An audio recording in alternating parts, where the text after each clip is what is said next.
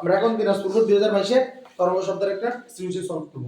আমাদের এখানে বলতেছে যে দিনাজপুর 2022 এক ব্যক্তি একটি উঁচু দালানের সামনে দাঁড়িয়ে 250 হার্জ কম্পাঙ্ক বিশিষ্ট শব্দ উৎপন্ন করবে।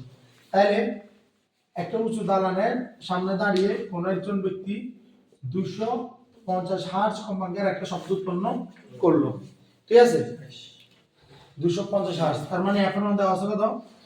250 হার্জ কম্পাঙ্ক, মানে 1 সেকেন্ডে 250 বার কাঁপে। ঠিক আছে, 250 হার্জ কম্পাঙ্ক মানে কি? কম্পাঙ্ক মানে কি? প্রতি সেকেন্ডে কতবার কাঁপে? 250 হার্জ মানে কি? 1 সেকেন্ডে 250 বার কাঁপে। আমরা কথা বলার সময় এখানে দেখো একটা কম্পন হয়, কথা বোঝা যাচ্ছে? প্রতি সেকেন্ডে কতবার কম্পন হলো আমাদের কম্পাঙ্ক। এখন আসো, ওই দিন বায়ু তাপমাত্রা ছিল 35 ডিগ্রি সেন্টিগ্রেড, বায়ুর তাপমাত্রা থিটার মান ছিল 30 ডিগ্রি সেন্টিগ্রেড। এখন বায়ু তাপমাত্রা 35 ডিগ্রি সেন্টিগ্রেড হয়।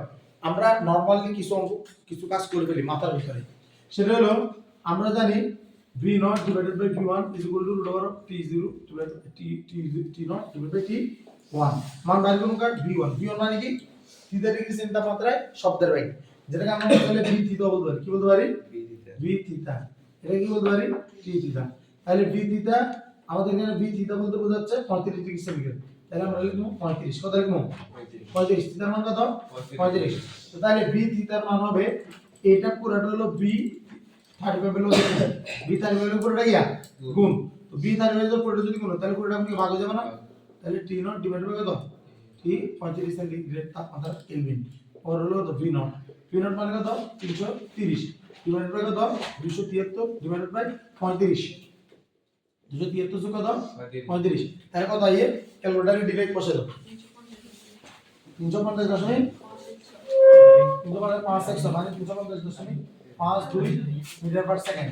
তাহলে আমি লিখে রাখতেছি v35 350.52 মিটার পার সেকেন্ড।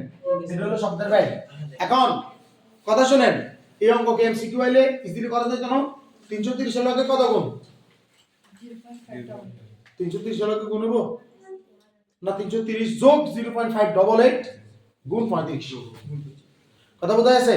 এবারে এই যে কোনো তাপমাত্রায় শব্দের বেগ যদি বাইরে করতে পারেন, বলছিলাম না হিয়ার যদি 20 দ্বারা ভাগ করে তাহলে ন্যূনতম দূরত্ব বাইরে যায় প্রতিফলকে। তো ন্যূনতম দূরত্ব কত যাবে না? 350.52 রে। কারণ আমরা জানি d ইকুয়াল কত? v/2। v মান কত? 350 কত? 52 0.1 ডিভাইড বাই 2। 0.1 মানে নিচে হলো 10, তাহলে 20 দ্বারা এটাকে ভাগ কত? 7.5 মিটার। কথা বোঝা যাচ্ছে? এখন আমার কাছে কি চাইছে? আমারও বলছে যে শব্দ উৎপন্ন অবস্থায় আমাদের দাঁড়ানোর দূরত্ব 7.5 মিটার। এখান থেকে এটা দূরত্ব 7.5 কত মিটার? 5 মিটার। আমার কাছে কি চাইছে? উৎপন্ন শব্দের তরঙ্গ দৈর্ঘ্য নির্ণয় করো। উৎপন্ন শব্দের তরঙ্গ দৈর্ঘ্য lambda equal to b by কত? 3। এটা কি মাত্রা আছে তো? Lambda equal to b by f। b এর মান কত? 350.52। f এর মান কত? 250 হার্জ। তাহলে ভাগ করলে কত হয়? 1.4 মিটার। 1.4 মিটার। এখন আমার কাছে কি চাইছে? ওই ব্যক্তি প্রতিদিন শুনতে পারবে কিনা? ও প্রতিদিন 7.52, যেটা আমার হলো 5 মিটার। তাহলে এটা গ্রেটার দেন 7.5। তাহলে প্রতিদিন শুনতে পারবে না, কারণ 5 দিয়ে লিখব। ঠিক আছে? আর তুই যদি ভাই আই যদি সমাধি করি তাহলে t = 2d বাই কত? b। তাহলে তুই দে 2 গুণ 17.5 ডিভাইড বাই b এর মান 350.52 কত আইয়ে? কত দেখছো ওই গেছে কত আছে? কত বলো? 0.09 সেকেন্ড। তাহলে 0.09 সেকেন্ড লেস দ্যান হলো 0.1 সেকেন্ড। তাহলে প্রতিদিন শুনতে পারবে না।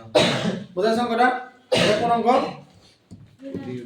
2022। কথা বোঝা যাচ্ছে? তাহলে ভাষা করে চলে আসুন ইনশাআল্লাহ দুটা।